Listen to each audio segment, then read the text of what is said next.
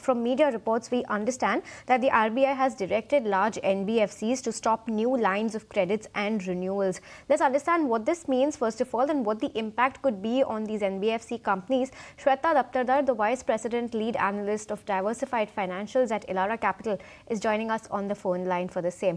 Shweta, first of all, good afternoon and thanks so much for joining us. Give us your first take on how do you see these restrictions from the RBI directing NBFCs to stop new lines of credit and renewals. What impact do you think this could have on the NBFC players right now?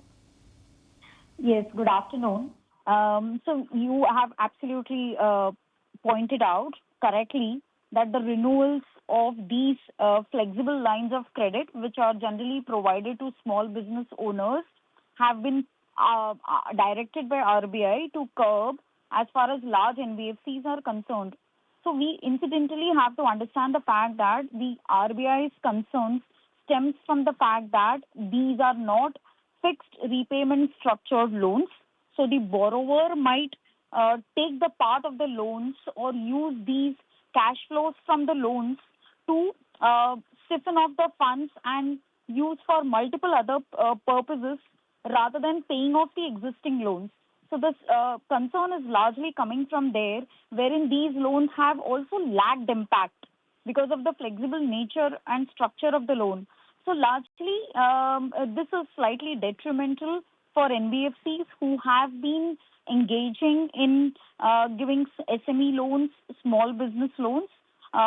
So while we at Elara Capital have not interacted directly with the NBFC management, but prima facie we understand players like Poonawalla FinCorp, Bajaj Finance, AB Capital, L&T Finance, IFL Finance have been giving small business loans or SME loans.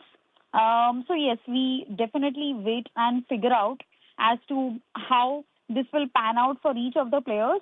But as of now, this definitely would mean slightly detrimental to the incremental disbursals.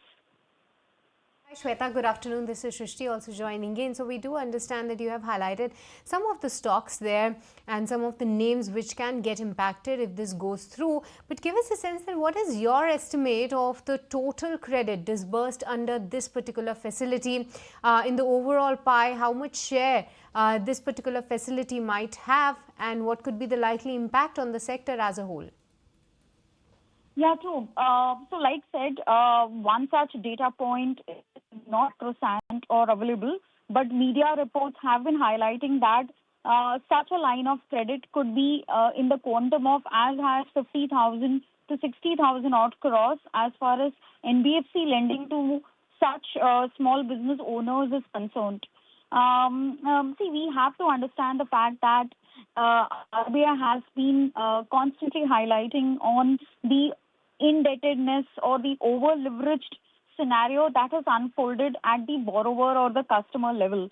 So while this particular payment structure or these particular flexible credit lines allow the flexibility to the borrowers for making the principal payments at the end of the tenure of the loans and make only interest payments in the initial phase of the loan period. So this would definitely mask the actual credit worthiness of the borrower. So that is something RBI is primarily concerned about.